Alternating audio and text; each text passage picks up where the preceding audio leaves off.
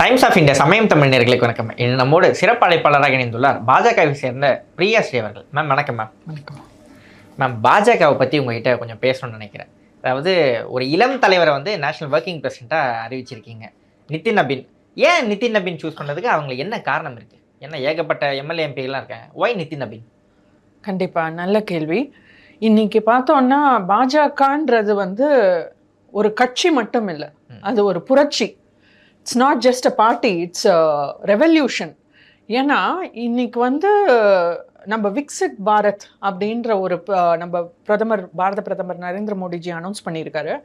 2047 நம்ம சுதந்திரம் வாங்கி 100 வருஷங்களுக்கு பாரதம் வந்து இந்தியா வந்து எந்த அளவுக்கு வளர்ந்த நாடாக ஆகணுன்ற அந்த ஸ்கீமை நோக்கி நம்ம யோசிச்சோன்னா we need a new generation. நமக்கு ஒரு புதிய தலைமுறை மேலே வந்தால் தான் நம்ம இந்தியாவை வந்து மேலோங்கி கொண்டு போக முடியுன்ற ஒரு இதில் இவங்க 45 வயசே ஆன நிதின் நபீன் அவர்களை முதல் தடவை, அதான் ஹீ இஸ் த யங்கஸ்ட் இது வரைக்கும் பாஜகவோட பிரசிடென்ட்ல he is the youngest president that BJP has chosen. 45 வயசான. ஏன்னா இது வரைக்கும் பிரசிடெண்ட்டாக வந்தவங்க எல்லாரும் பார்த்தீங்கன்னா 50 வயசுக்கு மேலே தான் மினிமம். ஸோ இவர் பார்த்தீங்கன்னா ஏன் நிதின் நபீன் அப்படின்னா இவர் வந்து இவருக்கு என்ன தகுதி இருக்குது? சரி, நான் ஒரு புரட்சிகரமாக பண்ணணும்னு நினைக்கிறோம், ஒரு யங்கர் ஜென்ரேஷன்லேருந்து ஒருத்தரை போடணும்னு நினைக்கிறோன்னா அவருக்கு என்ன அதுக்கான தகுதி இருக்குது அப்படின்றத யோசிக்கணும். அவர் பார்த்தீங்கன்னா ஒரு ஆர்எஸ்எஸ் குடும்பத்துலேருந்து வராரு. அவங்க ஆர்எஸ்எஸ் பாஜக குடும்பத்துலேருந்து. அவங்க அப்பா வந்து ஏற்கனவே பாஜகவில் தலைவராக இருந்தவர். நிதின் நபீன் அவர்களே 45 வயசு தான் ஆயிருக்குன்னா கூட அவர் 25 வயசுலேருந்தே அவர் வந்து பாஜகவில் செயல்பட்டுருக்காரு. 5 தடவை எம்எல்ஏ ஆயிருக்காரு, பல தடவை மந்திரி ஆயிருக்காரு பீகாரில். அண்ட் அதாவது பல முதல் தடவைகள் நிதின் நபீன் சாரும். ஏன்னா many first youngest president, first time somebody இந்த 40 ஏஜ் பிராக்கெட். நெக்ஸ்ட் பார்த்தோன்னா முதல் தடவை பீகார்லேருந்து ஒருத்தரை சூஸ் பண்ணிக்கிறாங்க, ஈஸ்ட் இந்தியாலேருந்து, கிழக்கு பாரதத்துலேருந்து ஒருத்தரை முதல் தடவை பாஜக பிரசிடெண்ட்டாக சூஸ் பண்ணியிருக்காங்க. நெக்ஸ்ட்டு பார்த்தீங்கன்னா அவர் வந்து பல இடத்துல, அதாவது அவரோட சாணக்கியத்துவம், ஒரு தேர்தலை நோக்கின சாணக்கியத்துவம் வச்சு பாஜக வந்து இன்னைக்கு அமித்ஷாஜி அவர்கள் சூஸ் பண்ணியிருக்காரு. ஏன்னா இன்னைக்கு இந்தியா முழுக்க தேர்தலை சாணக்கியத்துவமோட நடத்துகிறவர் அமித்ஷாஜி. ஸோ இவரோட கண்ணோட்டத்துக்கு முதல் தடவை நிதின் நபீன் அவர்கள் வந்தது 2023 சத்தீஸ்கர் தேர்தலில். அதான் அந்த இடத்துல காங்கிரஸை வீழ்த்தவே முடியாது. சத்தீஸ்கரில் எடுத்த சர்வேலாம், எடுத்த நியூஸ்லாம் காங்கிரஸை வீழ்த்த முடியாது, சான்ஸே இல்லைன்னு சொன்ன போது நிதின் நபீன் அவர்கள் அங்கே களத்தில் வேலை பண்ணிட்டு அந்த டைமில் he was very active. So அப்போ வந்து அவர் சேலஞ்ச் பண்ணுறாரு, இல்லை இந்த வாட்டி பாஜகவுக்கு தான் வெற்றின்னு சொன்னவர் அந்த வாட்டி பாஜக வெற்றி பெற்றுருச்சு. ஸோ அந்த ஃபஸ்ட் டைம் அமித்ஷாஜியோட கண்ணோட்டத்துக்கு அவர் வராரு அந்த சத்தீஸ்கர் தேர்தலில். அதுக்கப்புறம் டெல்லி தேர்தலில் அவருக்கு ஒரு வாய்ப்பு கொடுக்குறாங்க, எலெக்ஷனில் ஒர்க் பண்ணல, களத்தில் ஒர்க் பண்ண, அதுலேயும் அவர் வின் பண்ணி காட்டுறாரு. அடுத்து பீகார் எலெக்ஷன்ஸ் நம்ம கேட்கவே வேண்டாம். 243 தொகுதியில் 202 தொகுதி.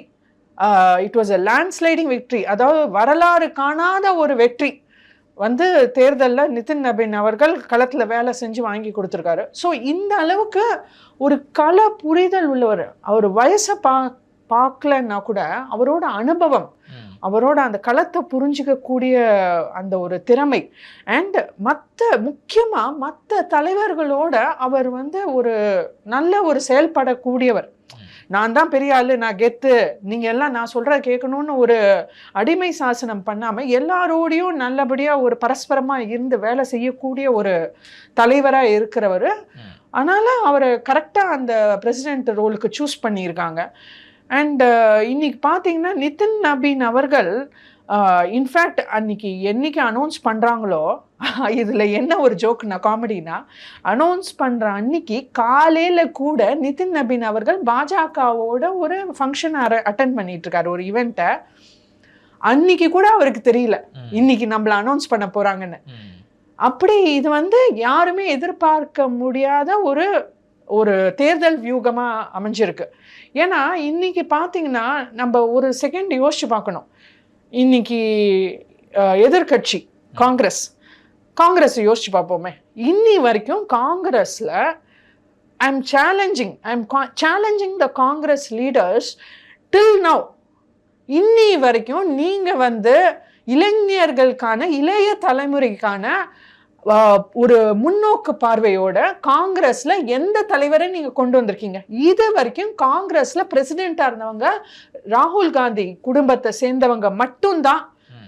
அதாவது காந்தி குடும்பத்தை சேர்ந்தவங்க மட்டும்தான், நேரு குடும்பத்தை சேர்ந்தவங்க மட்டும்தான் இது வரைக்கும் காங்கிரஸ்ல பிரசிடென்டா இருந்திருக்காங்க. இப்ப மல்லிகார்ஜுன கார்கேவை தவிர, அவர் 80 வயசு ஆயிடுச்சு அவருக்கு, அப்ப அவரை காங்கிரஸ் தலைவரா கொண்டு வராங்க. ஸோ இன்னைக்கு காங்கிரஸ் வந்து இதனால தோத்துட்டு இருக்கு. ஏன் அதாவது ராகுல் காந்தி வந்தப்போ காங்கிரஸ் வந்து கிட்டத்தட்ட 30 சீட்டுக்கு குறைஞ்சிட்டாங்க. அப்போ அவரே பதவி விலகி திருப்பி யாரு கொடுக்குறாரு? சோனியா காந்தி ஜிக்கே தான் கொடுக்குறாரு. ஸோ அப்ப கூட அவங்க விட்டு கொடுக்கலாம். அவங்க குடும்ப வாரிசு அரசியலை அவங்க விட்டு கொடுக்காம இன்னைக்கு 80 வயசான மல்லிகார்ஜுன கார்கேக்கு அது கொடுத்துருக்காங்க. அடுத்த ஆண்டு 5 மாநில சட்டமன்ற தேர்தல்லாம் வருது. மிகப்பெரிய ஒரு டெஸ்ட்டாக இருக்கும். இது வந்து நிதின் நபீன் வந்து என்ன மாதிரி வியூகத்தை வச்சு சமாளிக்க போகிறார்? ஏன்னா ஒரு ஈஸ்ட் இந்தியாவிலேருந்து வர்றாரு. வெஸ்ட் பெங்காலோட வரலாறு அவருக்கு தெரியும். மேபி அவர் பரிச்சயமான ஒரு இடம். அங்கே அவர் இருக்க கம்யூனிட்டி வந்து வெஸ்ட் பெங்காலில் கொஞ்சம் அதிகம்னு சொல்கிறாங்க. ஆனால் தமிழ்நாடு அவங்களுக்கு ரொம்ப சேலஞ்சிங்கான ஸ்டேட்டு. தமிழ்நாடுங்கிறது பாஜக கண்டிப்பாக கால் பதிக்கணும் அப்படின்னு நினச்சிக்கிட்டு இருக்க ஒரு எய்மிங் பண்ணுற ஒரு ஸ்டேட்டு. அந்த ஸ்டேட்டில் வந்து நிதின் நபீன் போன்ற ஒரு இளம் தலைவரை வச்சு எப்படி ஃபேஸ் பண்ண போகிறாங்க? என்ன வியூகமாக இருக்க போகுது? கண்டிப்பாக நல்ல கேள்வி. இன்னைக்கு பார்த்தீங்கன்னா நிதின் நபீன் அவர்கள் பீகார்லேருந்து வர்றாரு. ஸோ இன்னைக்கு பீகார் எலெக்ஷன்ஸ் வந்து நமக்கு ஒரு பெரிய முன்னோடி. ஏன்னா நம்ம வந்து இன்னைக்கு வந்து தமிழ்நாடு வந்து இந்தியாவுக்குள்ளே இருக்கு. நான் அமித்ஷாவாக இருக்கட்டும், எந்த ஷாவாக இருக்கட்டும், தமிழ்நாடு நான் பார்த்துப்பேன். இது தமிழ்நாடுன்னு என்னதான் நீங்கள் மைக்கு பிடிச்சி பேசினாலும் தமிழ்நாடு இந்தியாவுக்குள்ளே தானே சார் இருக்கு. அப்படின்றப்போ இந்தியன் சென்டிமெண்ட் ப்ரூவ்ஸ் இன்னைக்கு இந்தியா முழுக்க பாஜகவை வரவேற்கிறாங்க. இப்போ நேற்று மகாராஷ்டிரா லோக்கல் பாடி எலெக்ஷன்ஸ்ல பார்த்தோம். It was a great win. So இன்னைக்கு பார்த்தீங்கன்னா மகாராஷ்டிரா லோக்கல் பாடி எலெக்ஷன்ஸ்ல மகாயுத்தின்றவங்க 215 சீட் வின் பண்ணியிருக்காங்க. அடுத்து கேரளா லோக்கல் பாடி எலெக்ஷன்ஸை பார்த்தோம். திருவனந்தபுரத்தில் மிகப்பெரிய வெற்றி. பீகார் எலெக்ஷன்ஸ் லேண்ட்ஸ்லைடிங் வெற்றி. ஸோ இன்னைக்கு அடுத்து வெஸ்ட் பெங்காலில் வந்து கம்யூனிஸ்ட் கட்சியை வீழ்த்தின மம்தா பானர்ஜி அவர்கள் 15 வருஷமாக ஆட்சியில் இருக்காங்க. ஆனால் இன்னைக்கு பாஜக அவங்க ஆட்சியில் வந்தப்போ பாஜக எதிர்கட்சியாக கூட இல்லை. இன்னைக்கு பிரதான எதிர்கட்சியாக 35 சீட்டு வகிச்சு இன்னைக்கு வெஸ்ட் பெங்காலில் இருக்கு. அவங்க ஆட்சிக்கு வந்தப்போ 25% சீட்டு கொண்ட காங்கிரஸ் இன்னைக்கு காங்கிரஸ் காணவே இல்லை வெஸ்ட் பெங்கால். ஸோ இன்னைக்கு அந்த அளவுக்கு ஒரு பாஜகவை இந்தியா முழுக்க, பாஜகன்றது வந்து ஒரு கட்சியை தாண்டி இந்தியா முழுக்க it's a phenomenon, it's a racing phenomenon. So India முழுக்க ஒரு புரட்சி. ஸோ இன்னைக்கு பீகார் எலெக்ஷன்ஸில் பார்த்தோன்னா 243 தொகுதியில் தே ஹவ் ஒன் 202 தொகுதி வின் பண்ணியிருக்காங்க. அதில் பார்த்தீங்கன்னா he is coming for third time he is being elected as CM. And இதில் பார்த்தீங்கன்னா அதுலேயுமே கூட்டணி கொண்டு வந்தவங்க பாஜக தான்.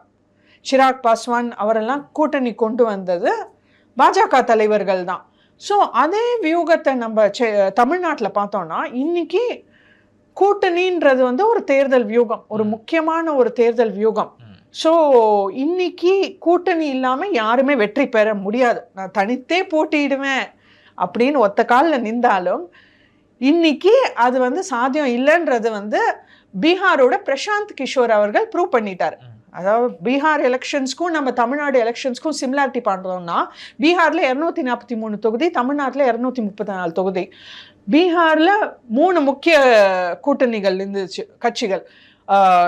என்டிஏ, அஃப்கோர்ஸ் பாஜக சேர்ந்த என்டிஏ, அப்புறம் மகா கட்பந்தன், அப்புறம் இவங்க பார்த்தீங்கன்னா எதிர்கட்சிகள் காங்கிரஸ் தலைவர்கள், அப்புறம் பிரசாந்த் கிஷோர். நான் தனித்தே போட்டிடுவேன். முதல் தடவை தேர்தலில் வந்தவர். அவர் சோஷியல் மீடியாவில் வைரல் ஆனவர். ஆனால் சோஷியல் மீடியாவில் வைரல்னா உங்களுக்கு ஓட்டாக கன்வெர்ட் ஆகாது அப்படின்றத பீகார் எலெக்ஷன்ஸ் ப்ரூவ் பண்ணியிருக்கு. இன்னைக்கு ராகுல் காந்தி அவர்கள், எதிர்கட்சி தலைவர் ராகுல் காந்தி அவர்கள், காங்கிரஸ் அவங்க ஓட்சோரின்னு கூவிட்டே இருந்தாங்க பீகார் எலெக்ஷன் போது. இன்னைக்கு அந்த ஓட்சோரி பலிச்சுதா? மக்களே நிராகரிச்சிட்டாங்க. அதே இடம்தான் தமிழ்நாட்டுக்கும். இன்னைக்கு ஓட்சோரி வாக்கு திருட்டு நீங்க கத்திட்டு இருக்கீங்க. அந்த வாக்கு திருட்டு பலிக்காதுன்னு 2026 தெரிய போகுது. ஸோ இன்னைக்கு பீகார் எலெக்ஷன்ஸ் ஒரு தமிழ்நாடு எலெக்ஷனுக்கு ஒரு மிகப்பெரிய முன்னோடி. ஏன் திரு மு.க. ஸ்டாலின் அவர்களே சொல்லியிருக்காரு, பீகார் எலெக்ஷன் ரிசல்ட் வந்தோடனே நம்ம பீகார் தேர்தலை பார்த்து கத்துக்கணும் அப்படின்னு உடனே அவர் அறிக்கை விட்டவர் திரு முத்துவேல் கருணாநிதி ஸ்டாலின் அவர்கள் தான்.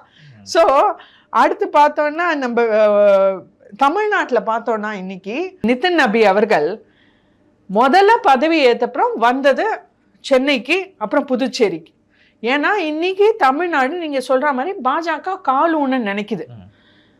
ஸோ கண்டிப்பா இன்னைக்கு நீங்க பார்த்தீங்கன்னா 2021 தேர்தல் அதுல பார்த்தோம்னா திமுக சார்ந்த கட்சிகள் 45.38% ஓட்டுகள் they got the win. NDA பார்த்தீங்கன்னா 39.71%, நாத்தாக்கா 7%.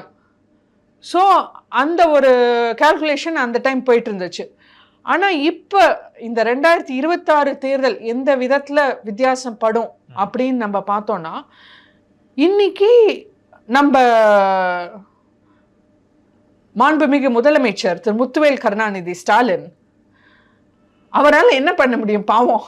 ஏன்னா 5 வருஷம் ஆட்சியில் அவரால் எதுவுமே ப்ரூவ் பண்ண முடியாமல் அவரோட இன்கேப்பபிலிட்டினால 5 வருஷம் தமிழ்நாட்டை 5 லட்சம் கோடி நிதி நெருக்கடியில் தள்ளிட்டு தமிழ்நாடு சிஏஜி ரிப்போர்ட்ல 45,000 கோடி நிதி நெருக்கடி. CAG we are the first state. Tamil Nadu தான் இன்னைக்கு இந்தியா முழுக்க முதல் மாநிலம் எதுல, நிதி நெருக்கடியில். ஸோ இந்த அளவுக்கு தமிழ்நாட்டை கொண்டு வந்து விட்டுட்டு அவர் பாவம் என்ன பண்ண முடியும், புலம்பிட்டு இருக்காரு. மைக்க பிடிச்சா பாஜகவை பத்தி புலம்பாம மைக்க வைக்க மாட்டாரு. தேங்க்ஸ் டு ஹிம், அவரால் எங்களுக்கு டிஆர்பி ரேட்டிங் கூடி இருக்கு. சரி, ஓகே. இப்போ அந்த ஸ்டாட்ஸ் எல்லாம் பேசுறீங்க. இப்போ பாஜக வந்து தமிழ்நாடு அணுகதை பற்றி நம்ம பேசிட்டு இருந்தோம். ஸோ வந்து அமித்ஷா வந்து நீங்கள் சொன்ன மாதிரி வின்னிங் மிஷின் தான் அவர். ஆனால் அவர் வந்து இங்கே கூட்டணி கிட்டத்தட்ட ஏப்ரல் மாதம் அமைச்ச கூட்டணி இன்னும் வரும் அந்த கூட்டணி அப்படிங்கிறதே ஃபார்ம் ஆகல. போன வாட்டி பார்லிமெண்ட் எலெக்ஷனில் வந்து அண்ணாமலையோட ஃபேன்ஸ் தான் இல்லை அந்த இளைஞர்கள்லாம் ரொம்ப கவரப்பட்டு தான் அங்கே வந்து ஒரு 18% ஒரு ஓட்டு அப்படிங்கிறது வந்தது. ஆனால் இந்த வாட்டி நம்ம பார்த்தோம்னா அதே % வருமா அப்படிங்கிறது ஒரு கேள்வி. கூட்டணி ஃபைனல் ஆகல.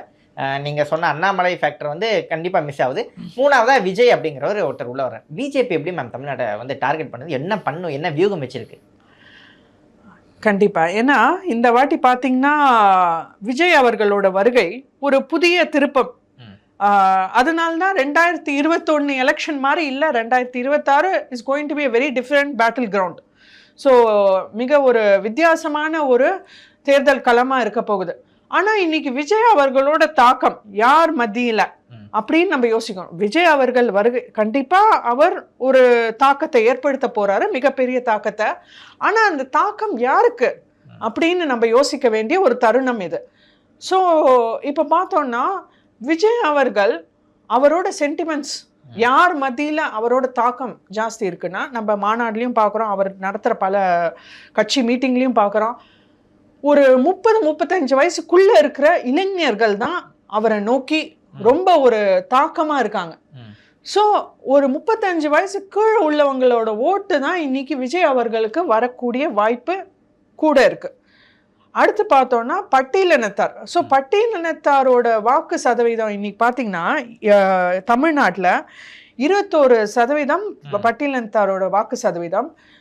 ஸோ இதில் ஒரு 20%க்கு மேலே விஜய் அவர்களோட தாக்கம் இருக்கும். ஏன்னா 20% மேலே 35 வயசு கீழே உள்ள பட்டியலினத்தார் சமூகத்தை சார்ந்தவங்க அவங்க கண்டிப்பாக விஜயை நோக்கி இருப்பாங்க. பட் இதை யாரை பாதிக்கும் அப்படின்னு பார்க்கணும். ஏன்னா இது வரைக்கும் பாரம்பரியமாக தமிழ்நாட்டில் பட்டியலினத்தாரோட வாக்கு வந்து யாருக்கு போச்சு, திமுகவுக்கு போச்சு, திமுக கூட்டணி சார்ந்தவங்கள போச்சு.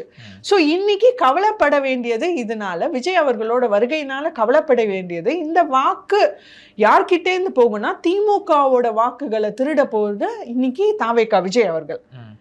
அடுத்து பார்த்தீங்கன்னா கிறிஸ்துவ சமூகம். இன்னைக்கு கிறிஸ்துவ சமூகம் வாக்குகள் பார்த்தோம்னா கிட்டத்தட்ட 9% வாக்குகள், 9லேருந்து ஒரு 12% வச்சுக்கோங்களேன், கன்வெர்ட்ஸ் எல்லாரையும் சேர்ந்து. ஸோ மதமாற்றம் செய்தவங்க எல்லாரும் சேர்ந்து. ஏன்னா சில பேர் மதமாற்றம் செஞ்சோம் இன்னைக்கு அவங்க சர்டிஃபிகேட்ல இன்னும் ஹிந்துக்களாக தான் இருக்காங்க. ஸோ ஒரு 9-12% இருக்கும் தமிழ்நாட்டில். அதில் பார்த்தீங்கன்னா இப்போ கூட கிறிஸ்துவத்தோட பண்டிகை கொண்டாடி இருக்கார் விஜய் அவர்கள். ஸோ அவருக்கு ரொம்ப அந்த கிறிஸ்துவ சார்ந்த ஆர்கனைசேஷன்ஸோட பேக்கிங் நிறைய இருக்கு. ஜோசப் விஜய் அவர்கள் தானே.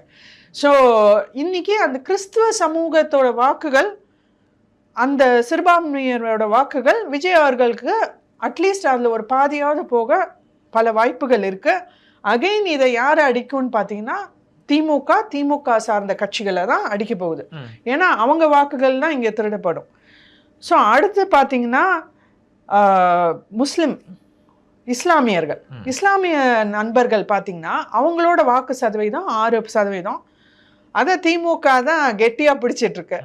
இப்போ ஒன்றும் இல்லாத திருப்பரங்குன்ற விஷயத்த நாடே பற்றி தீயா மாற்றி இன்னைக்கு ஜமாது சொல்றதுதான். இன்னைக்கு இஸ்லாமிய சமூக வாக்குகள் பார்த்தீங்கன்னா, இஸ்லாமிய சமூக வாக்குகள் மோஸ்ட்லி அவங்க வந்து வாக்களிக்கிற விதமே பார்த்தீங்கன்னா, அவங்க ஜமாது யாரை சொல்றாங்களோ, எந்த தலைவரை தேர்ந்தெடுக்கிறாங்களோ அவங்களுக்கு தான் அவங்க வாக்குகள் போகும். அந்த வாக்குகள் இன்னைக்கு வேற யாரையும் அசைக்க முடியாத அளவுக்கு இன்னி வரைக்கும் திமுக பிடிச்சிட்டு இருக்கு. சரி, ஓகே மேம். முஸ்லீம் ஓட்டெல்லாம் டிஎம்கே பிடிச்சிருக்கு, கிறிஸ்டின்ஸ் ஓட்டு பாதி விஜய்க்கு போக வாய்ப்பு இருக்கு, இஸ்லாமிய பட்டியலினத்தோரோட ஓட்டு பாதி விஜய்க்கு போக வாய்ப்பு இருக்கு, ஆன்டி டிஎம்கே ஓட்ஸு விஜய்க்கு போக வாய்ப்பு இருக்குன்னா என்டிஏ எங்க நிக்க போகுது?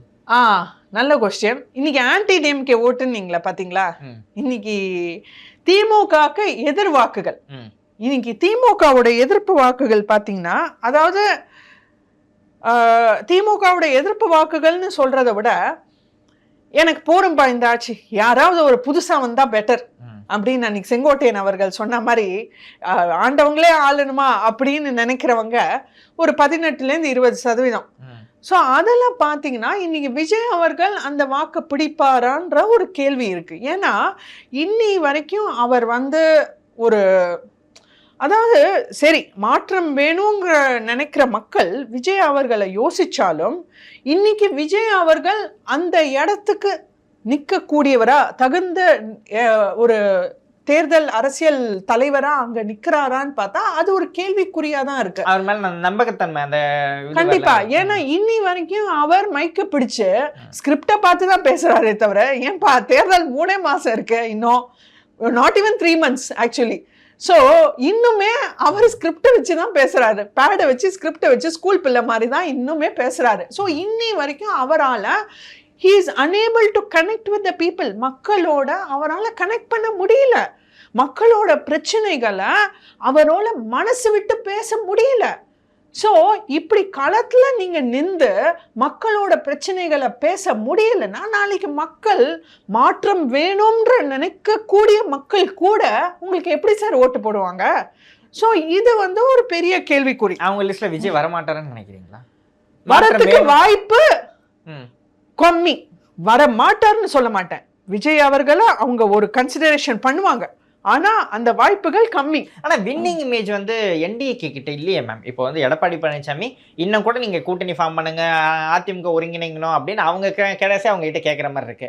கூட்டணி ஒருங்கிணைக்கல. டிடிவி தினகரன் ஒரு பக்கம் போயிட்டு இருக்காரு, ஓபிஎஸ் இன்னொரு பக்கம் போயிட்டு இருக்காரு. நயினா நாகேந்திரன் வந்து கிட்டத்தட்ட இபிஎஸ் சொல்றதா இல்லை அதிமுகவுக்கு ரொம்ப ஃபேவரா நடந்துட்டு இருக்க மாதிரி இருக்கு. அப்படின்னும் போது ஓபிஎஸ் கோச்சிக்கிறாரு இல்லை டிடிவி கோச்சிக்கிறாரு அப்படின்னும் போது அலைன்ஸே ஜெல் ஆகலை. அப்படின்னும் போது என்டிஏ நம்பி எப்படி மக்கள் வருவாங்க?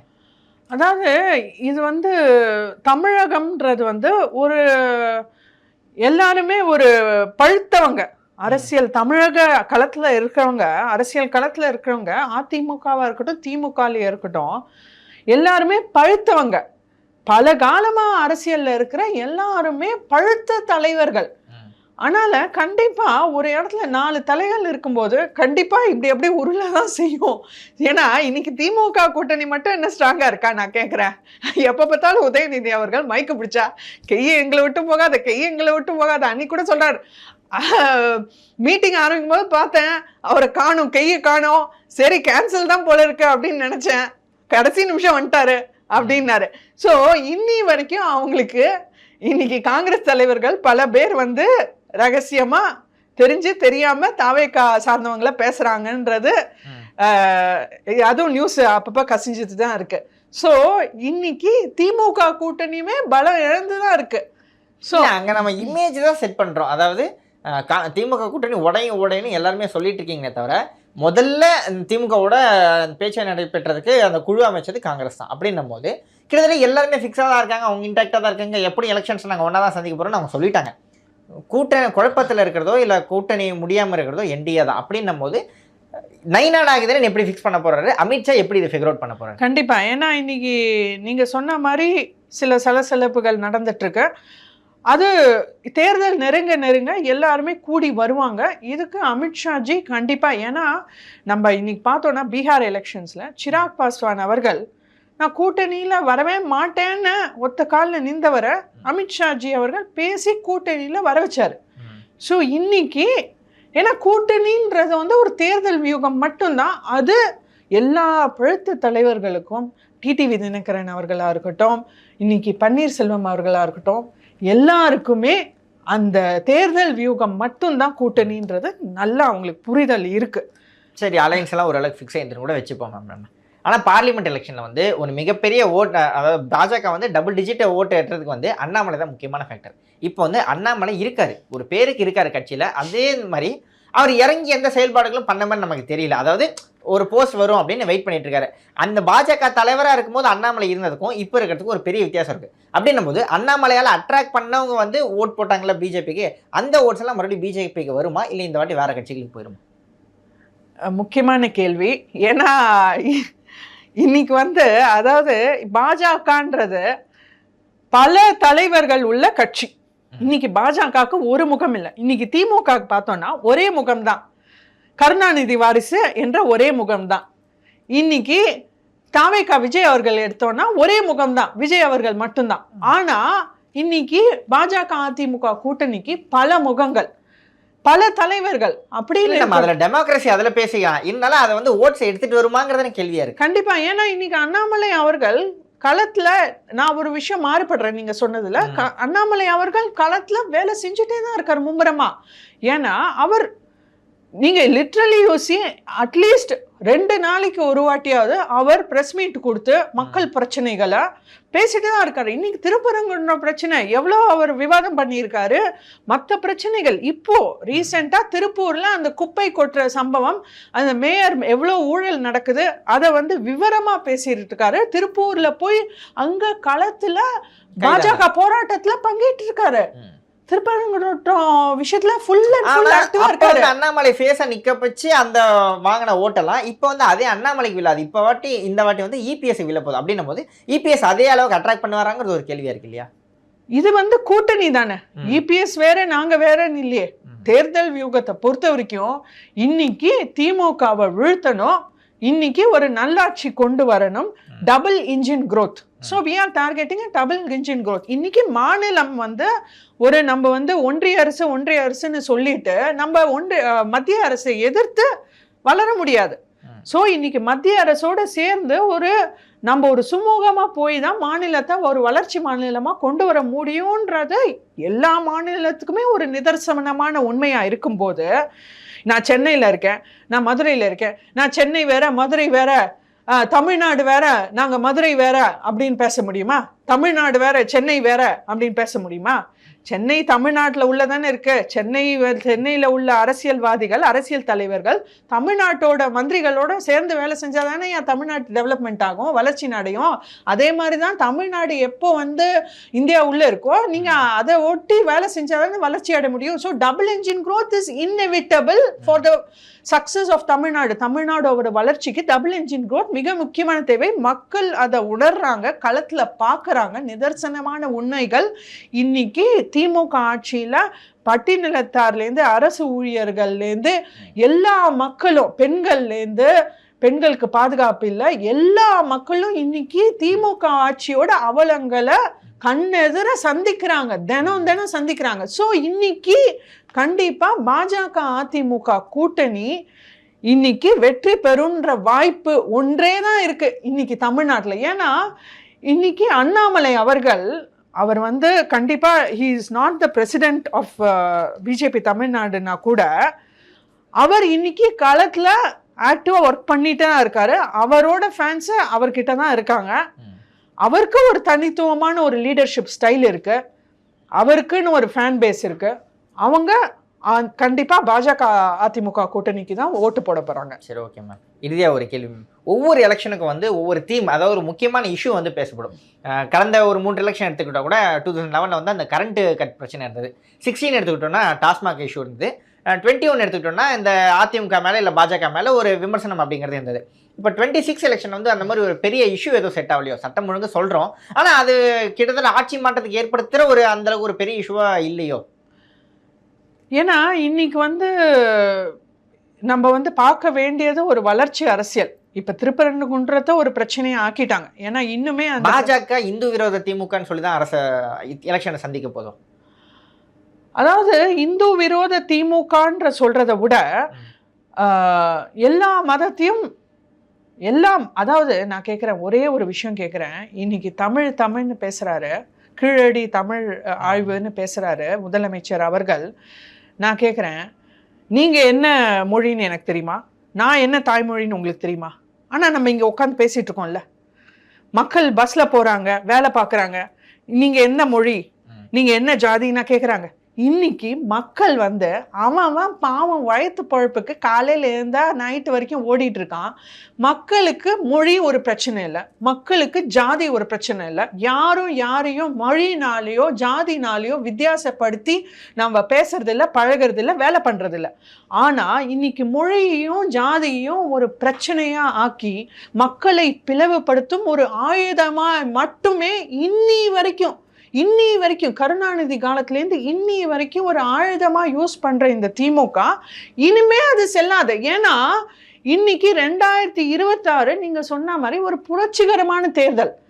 ஏன்னா இன்னைக்கு தாவேகா விஜய் அவர்கள் வருகையினால நம்ம ஒரு மாற்றம் என்ன பார்க்க போறோம்னா, நிறைய இளைஞர்கள் இந்த தேர்தல்ல ரொம்ப ஆக்டிவா இருக்க போறாங்க. நம்ம என்ன இஷ்யூ தொட போறோமோ அதோடைய ஓட் பேங்க் தான் நமக்கு வரப்போகுது. ஒரு வேலை சட்டம் ஒழுங்கு பிரச்சனையை தான் இஷ்யூவா வச்சோம்னா விஜய் வந்து அந்த ஓட் பேங்கை வாங்கிட்டு போயிடுவார். இப்போ நம்ம பாஜக வந்து திமுக எதுல பெருசாக விமர்சிக்கிறோம்னா இந்து விரோத திமுக அப்படின்னு சொல்றோம். ஸோ இதை வச்சாதான் பாஜகவுக்கான ஓட் பேங்க் அப்படியே வருமா நான் கேட்கிறேன். அதாவது இந்து விரோத திமுகன்றத விட மக்களோட மரபுகளை மதிக்க தெரியாத திமுக அப்படின்றது நிரூபணம் ஆயிடுச்சு திருப்பரங்குன்ற விஷயத்துல. இன்னைக்கு ஒரு கிறிஸ்மஸ் பண்டிகைக்கு வாழ்த்து தெரிவிக்கிற முதலமைச்சர் அவர்கள், துணை முதலமைச்சர் அவர்கள், ஒரு கிறிஸ்மஸ் பண்டிகையில கேக் வெட்ட தெரிஞ்சவர்கள், இன்னைக்கு ஒரு முஸ்லிம் பண்டிகையில வாழ்த்து சொல்ல தெரிஞ்சவர்கள், ஒரு தீபாவளிக்கு வாழ்த்து சொல்ல தெரியலையே. துணை முதலமைச்சர் சொன்ன மாதிரி இருக்கு எனக்கு. அதாவது நம்பிக்கை உள்ளவர்களுக்கு தீபாவளி வாழ்த்துக்கள். அதாவது அதுக்கு சொல்லாமலே இருந்திருக்கலான்றேன். அதாவது நான் ஸ்டேஜ்ல வரும்போது எல்லாரும் கன்ஃபியூஸ்டா இருந்தாங்க, என்ன சொல்றதுன்னு தெரியல, நம்பிக்கை உள்ளவர்களுக்கு வாழ்த்துக்கள்னாங்க. அவர் தான் கன்ஃபியூஸ்டா இருக்காரு. ஏன்னா சொல்லணுமா வேண்டாமான்னு அவருக்கே பெரிய கன்ஃபியூஷன். இன்னைக்கு தமிழக மக்களோட மரபை மதிக்க தெரியாத தமிழக மக்களோட அதாவது மக்களோட மரபை மதிக்கணும். மக்களை வந்து எதுக்கு நம்ம வந்து ஒருத்தரை வந்து எலெக்ட் பண்ணி, ஒருத்தரை சூஸ் பண்ணி, ஒருத்தரை வாக்கு மூலமா ஒருத்தரை தேர்ந்தெடுத்து எதுக்கு முதலமைச்சரை உட்கார வைக்கிறோம்? நமக்கு வளர்ச்சி பாதை காமிக்கணும், மக்களை முன்னேற்றி செல்ல வைக்கணும். ஸோ அந்த ஒரு முன்னேற்றம் கொடுக்கலன்னா நீங்க வளர்ச்சி பாதையை கொடுக்காம இன்னி வரைக்கும் நீங்க மக்களை பிளவுபடுத்துறத மட்டுமே நீங்க ஒரு நோக்கமா வச்சிருக்கீங்கன்னா, அந்த ஒரு வெறுப்பு அரசியலை மட்டுமே இன்னி வரைக்கும் முதலமைச்சர் அவர்களோ துணை முதலமைச்சர்களோ மைக்க பிடிச்சா என்ன பேசுறாங்க? ஒரு கட்சி நிகழ்ச்சிகளும். நேத்து கூட திருநெல்வேலி மாவட்ட கட்சி நிகழ்ச்சியில ஒன்றிய அரசு தமிழ்நாட்டை வஞ்சிக்குது, ஒன்றிய அரசு தமிழ்நாட்டுக்கு நிதி கொடுக்கலன்னு நீங்க எப்ப பார்த்தாலும் கூவுறீங்களே தவிர, நீங்க மருத்துவமனை திறந்து வச்சீங்களா சார் திருநெல்வேலியில? அங்க நான் கேட்கிறேன், மு.க. ஸ்டாலின் அவர்கள் மருத்துவமனையில திறந்து வச்சீங்களா திருநெல்வேலியில, அரசு மருத்துவமனையில? அந்த அந்த அந்த அந்த அமௌண்ட் எங்கேருந்து வந்துச்சு? 130 கோடி நிதி, அந்த மருத்துவமனைக்கான நிதி எங்கேருந்து சார் வந்துச்சு? 100 கோடி அது மத்திய அரசோட பங்கு. 130 கோடி அந்த மருத்துவமனையோட செலவுல 100 கோடி மத்திய அரசு கொடுத்துருக்கு. ஏன் அதை ஒத்துக்க மாட்டேங்கிறீங்க? ஏன் மறுக்கிறீங்க? 30 கோடி தான் மாநில அரசோட பங்கு. ஸோ இன்னைக்கு வளர்ச்சி கொடுக்க முடியாம ஒரு முதலமைச்சர் இன்னைக்கு மைக்க பிடிச்சா ஒரு வெறுப்பு அரசியலை மட்டுமே தூண்டி மக்களை பிளவுபடுத்தும் இந்த திமுகன்ற துஷ்ட சக்தி தமிழ்நாட்டை விட்டு விரட்டி அடிக்கப்பட வேண்டும்ன்றது மக்கள் இன்னைக்கு ஒரு முடிவு வந்துட்டாங்க. இன்னைக்கு ஒரு முக்கியமான என்ன பிரச்சனைன்றத விட இதுதான் முக்கியமான பிரச்சனை. தமிழ்நாட்டுக்கு இன்னைக்கு வளர்ச்சி இல்லை. தமிழ்நாடு இன்னைக்கு பின்தங்கி போயிட்டு இருக்கு. ஒரு பிற்போக்கு அரசியல் தான் இன்னைக்கு நடந்துட்டு இருக்கு. வளர்ச்சி தேவைன்னா டபுள் இன்ஜின் சர்க்காரை ஆதரிங்கன்னு கேட்க போறீங்க. கண்டிப்பா. ஓகே, ரொம்ப ரொம்ப விரிவா உங்களோட கருத்துக்களை சொன்னீங்க. ரொம்ப நன்றி மேம், நேரத்தை கொடுத்து கருத்துக்களை. தேங்க்யூ.